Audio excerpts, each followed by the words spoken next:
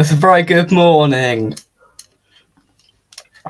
And welcome back to West Ham and Official. I hope you are all well. The Monday morning chat is back for another week. Apologies, I wasn't able to do one last week, but I am here and we are forced going into the international break. I'm going to be talking about that, the Europa League fixtures, who we're coming up against, and the Thomas Soucek dilemma, whether he'll get back into this team after the international break or whether Alvarez, Ward-Prowse and Paqueta are going to keep him out of the side, and also what this means for Mohamed Kudus as well. So lock yourselves in, hit the like button, and we will get straight on in with it then. So yeah, first off the bat, obviously fourth in the league after the conclusion of yesterday's games. Number 41 scoring, but we won't talk about that. And yeah, well, completely chuffed. You know, if you'd have said to me before the season started, after playing Bournemouth, Chelsea, Brighton and Luton, we'd have 10 points on the board, I'd laughed at you, because I was thinking Bournemouth, yeah, maybe a point, possibly 3. Chelsea probably nothing, Brighton definitely nothing, and Luton first game probably nothing there as well. So I was giving us minimal points from these opening 4 games, and we've managed to get 10, which yeah, I am buzzing about. Really happy with the return we've got for our points so far, and yeah, hopefully long may it continue after the international break. Of course, we've got Man City and Liverpool as our first 2 games back after that break, but then Sheffield United is a winnable game. Newcastle, Aston Villa and Everton follow then in October, so there are winnable games coming up. Yeah, we've had in terms of fixtures, I think we've had quite a tricky start with Man City and Liverpool coming up, but if we keep going, maybe we can get a point off of Liverpool. Man City, let's not hold our breath there, but potentially a point away to Liverpool could be minorly maybe possible, and it's just about keeping that momentum up, and that's the key within the fan base as well. We've gone into many international breaks in the past, and even if we'd conceded late on at Luton on Friday night, the fan base would have been a bit more frustrated going into the international break. But no, we're happy, we're buzzing, we're in the top 4, and there's a good vibe around the football club, and David Moyes has to take credit for that, and the signings that have come in have to take credit for that, because they've hit the ground running, which is not what the signings last year did. And of course the other players as well that have remained at the club and put in a shift over the last 4 games. I've got to take the credit as well, because we're playing a risky game, don't get me wrong. The way Moyes wants to play is back to basics, but it's still risky because we will get teams that batter us, and it's not too far away from reality, thinking Man City and Liverpool both might whack 4 past us in a couple of weeks' time. I can unfortunately see that, but then I can see us frustrating them and getting a point out of these big sides. We've beaten Chelsea, we've fended off some real big banana skins in Luton, and broken the curse with Brighton. So overall, listen, we are 2 points off of a perfect start to this Premier League season. If we'd have held on at Bournemouth in those last 10 minutes, we would have a perfect start to the season. So in that sense, it's all but positive in terms of West Ham. And of course, we've had a busy week. The Europa League draw was on Friday. Of course, I did a watch along and reacted to what I saw there. And I did a little tad bit of research on the sides that we are coming up against, so you don't have to. And so we've got Olympiacos, we've got TSC over in Serbia, and of course Olympiacos over in Greece. Listen, they're going to be difficult games. The Serbian side are, of course, an unknown quantity. We've got Freiburg, who is unfortunately the game that we are all banned from going to, which is a little bit frustrating for the fans. But the research I've done so far, looking at Olympiacos, they're top of the league, 3 games. They've won every single game. Their goal difference is +10, and they are majorly better than any other side so far in the Greek league. Yes, they've only played 3 games, but they've got a 100% record, and they've had a positive start to life this season. So of course we come up against them, and Freiburg, who are going to be no pushovers, very difficult side to play against, and the unknown quantity of this Serbian side. Unluckily we're not banned from that Serbian game, so the fans will have to make the trip. 225 tickets we are rumoured to be getting out there, so good luck getting a ticket to that one. But let's just hope that Serbian banana skin we can get over. Freiburg, they're going to be difficult to play against away from home, and also Olympiacos. Greek fans. They've got they've got a huge reputation for being ultras, a really difficult place to go, Greece, to play European football. So at home, I back us to beat all three of these sides, but we may at some points just need to grind out results away from home against these sides, because they're going to be majorly better than pretty much any of the teams we faced in the Conference League last year. That's a given. So we're going to have to up our game. We've just got that bit more European experience, which helps us in the team now with the two Ajax lads that have played in the Champions League in recent years. Of course, you've got Paqueta there, who's played at the highest level with Brazil. So I think that pedigree now, and of course even the players that have played with West Ham over the last 2 seasons, they've got more experience. It's been a huge learning curve this last couple of years in Europe for this side, and we've been hugely successful. And I don't see why not with that group that we've got. I don't see why we can't continue to be successful. I think Brighton are in the group of death.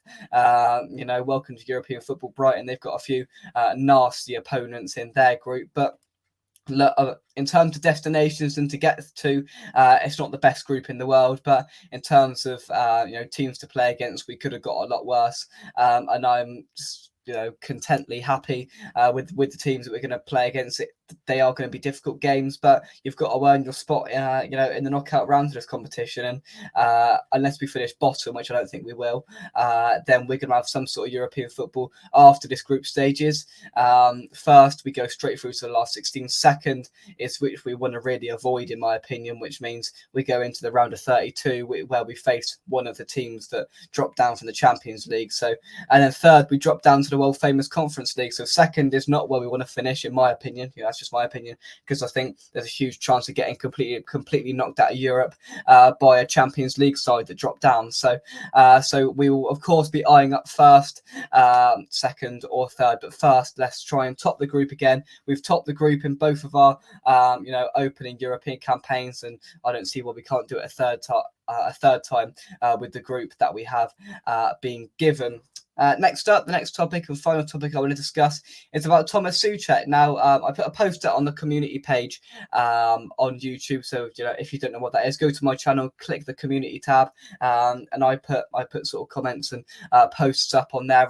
And I asked ahead of doing this show this morning, what topics would you like me to discuss? Sharky mentioned about the Europa League fixtures, which I've done, and then another viewer mentioned about the Soucek dilemma, and it didn't really cross my mind to talk about it, but I think it's a really interesting discussion to have, and we may do it in a live show during this couple of week international break we've now got, because all of a sudden Soucek's had to miss out on the Friday night game away at Kenilworth Road. We presume because of the concussion sort of injury that he had to go off with against Brighton, or something else. I don't know. Moyes just said he wasn't available, and of course he wasn't available in the end. So Alvarez maintained his spot in there, and of course the change we made from Brighton was Paqueta started out on the left hand side, and Benrahma came on as a Soucek replacement. Benrahma started this game and wasn't very good, in my opinion, which is frustrating because of how good I thought he was at Brighton. But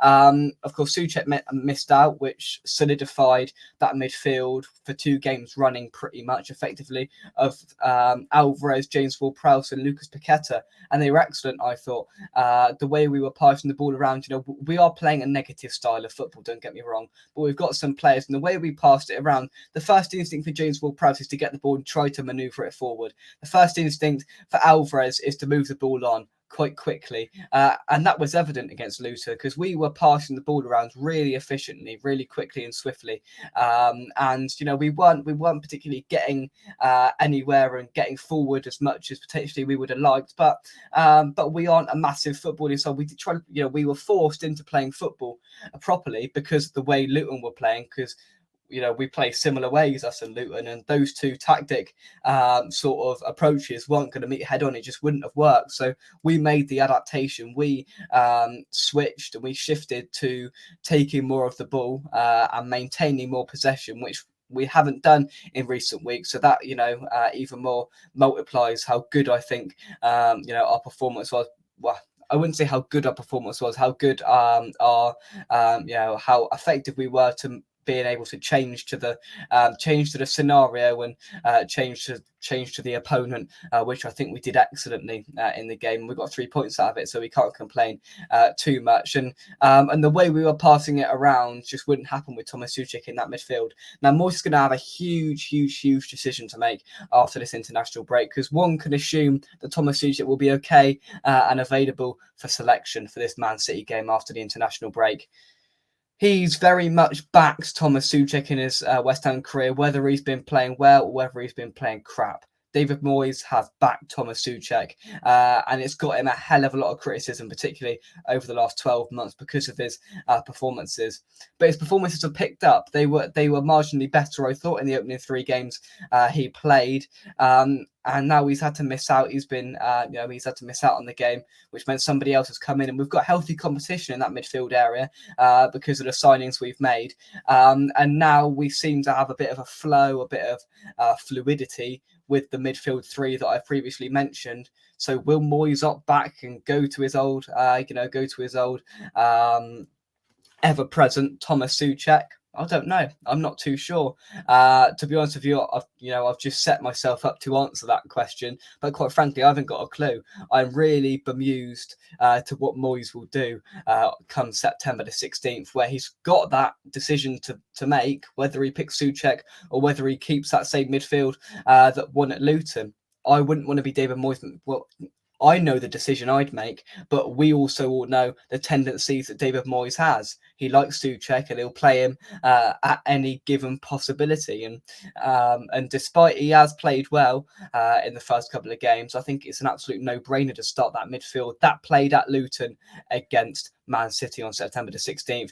Give us your thoughts in the comment section down below on our opening 4 games that I've done a little roundup on. Of course, West Ham being in the Champions League spots going in to the international break. Europa League fixtures, what's your thoughts on them? And the Soucek dilemma as well. What's your thoughts on that? Do you think he'll come back in? Do you personally think he'll come back in? And do you think Moyes will put Soucek back in? I don't know. I've got a funny feeling he will, but I'm hoping he won't, in my opinion. And of course, that leaves Mohamed Kudus, that only managed to get 5 minutes of the Luton game because of the situation, because they scored. We did manage to get him on, which I think was good, to get him on before the break. And listen, he had about 2 touches. I can't comment on his influence on the game, but his role is going to be interesting. Is Moyes going to differ and swap between Paqueta and Kudus in that role? Is there a specifically devised plan that Kudus agreed to when he signed for the club about game time and about where he's going to play and how Moyes is going to rotate his men? I don't know. That's another interesting point that Moyes has got to think about over the next couple of weeks. But yeah, I've got plenty of shows, of course, coming up. We'll bring you consistent content as there's nothing going on. There's still plenty to discuss. And yeah, get your thoughts, as I said, into the comment section down below. Drop a like on the video and subscribe to West Ham Official if you are new. That's it from me. Come on, you irons, and I'll see you soon right here on West Ham Official. Cheers. Oh, that's nice. And we'll see you soon. Bye-bye.